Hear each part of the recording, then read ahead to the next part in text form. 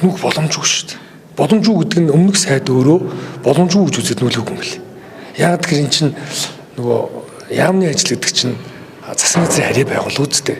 Тэгээд засгийн газрын хуралдаанд 7 хоног болон 3 өдөр оролцсон. Засгийн газрын байгуулсан ажлын хэсгийн хурлуудад оролцсон. Тийм үү? За одоо бусад өдрүүдэд нь их хурлын байнгын ороо, их хурлын ажлын хэсэг, их хурлын чуулган дээр очиж асуудаа танилцуулна. Шийдвэрийг гаргуулна, тий? Ийм процесс явдаг. Нэг, хоёрдугаарт нь эндээс нүгүүгүй бас нэг шалтгаан нь иргэд үйлчлүүлэгчдээс эсэргүүцсэн бэл.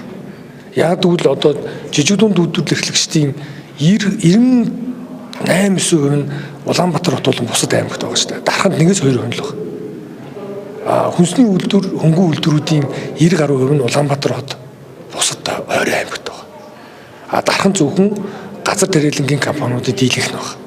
Тэгэхээр тэнд одоо ургамал хамгааллын агентлаг гэдээ байна шүү дээ. Газар тариалан ургамал хамгааллын эрдэмтдийн хүрээлэнгэд байна. Тэгэхээр зөвхөн одоо энэ нөгөө газар тариалантай бүс рүү ингээд явчлаа. Энэ бусад мал аж ахуйн салбар те жижиг дунд үйлдвэрлэлийн салбар, хөнгөн хүнсний үйлдвэрүүд чинь дархан руу 200 км одоо байнга очих хүндрэлтэй байна гэж иргэд үйлчлүүлэгчид аж ахуйн нэгжүүд маш их хүсэл гаргасан юм билээ.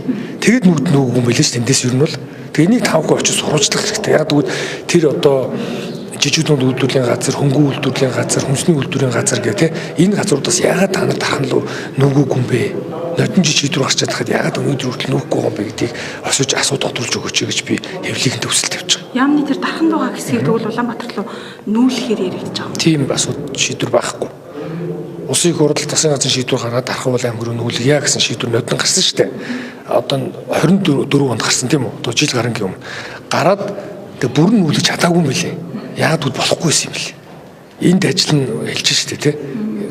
Компаниуд ч эсрүүцээд байсан байхгүй. Тийм учраас тийш явж чадаагүй. Бид нар олон зуун километр явж чадахгүй байна. Жишээлбэл одоо Баян үлгээс Улаанбаатар тэгээд эндээс дахиад дарах явах түнд байна. Үнэхээр ийм бод төлөл дээр бол очиж зургуудад үзэх хэрэгтэй. Ер нь энэ ташин төлөвлөгөөд ийм одоо аливаа том шийдвэрийг нүүлэг шийдвэрийг гаргахдаа 5-10 жилээр төлөвлөх хэрэгтэй байна. Тэгвэл өнөөдөр шийдвэр маргааш үнэхээр чинь одоо яг таны асуудгаар хүүхдүүд нь гэр бүл нь те гэр бүлийн ажлын байр гэдэг ингээд хүндрэлтэй асуудал гараад байгаа байхгүй. Одоо тэгээд яам хоёр талд ингээд хуваагдсан байдалтай байгаа. Одоо тэгэл ажиллаж байгаа шүү дээ. Тэгээд ажил бол салгарцсан.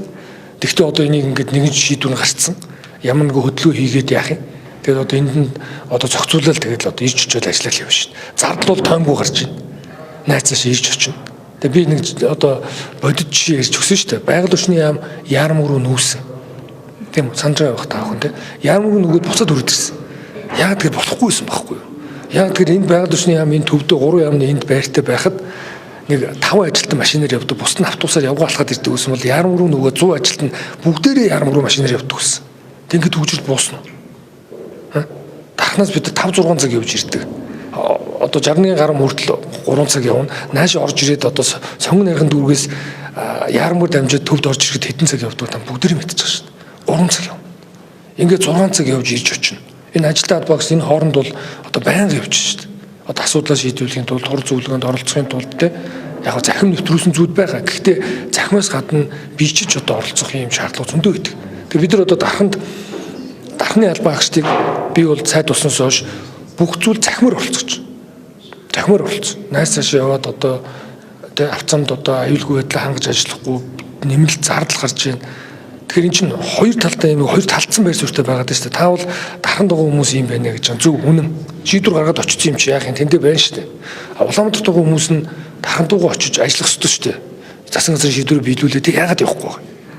Яагаад явуулж чадахгүй байгаа? Болохгүй болоод явуулж чадахгүй байгаа байхгүй. Эн чинь үйлчлүүлдэг энэ аж ахуйн нэгжүүд энэ засгийн газартаа харилцах ажлууд чинь байхгүй болчиход шүү дээ. Тэгэд ийм нөхцөл байгаа учраас та бүхний би очиж яг надаас биш 13 дугаар оролд ажиллаж байгаа яамны ажилтны албаагчаас очиж ингээд сурвалжлах авах хэрэгтэй. Яг яагаад та нар дархан руу нүүхгүй байгаа юм гэдэг. Дарханд байгааг нь тэ та нар эндээ нүүгүүд ирсэн тэ Улаанбаатар хот руу яг одоо нүүх юм уу нүүхгүй юм уу тэ одоо яг яана гэж байгаа. Дархандаа яг байгаад дахын та нарт бол ингээд зөв байна уу? Ингээд ажилч чинь явж байхад ямар байна аа?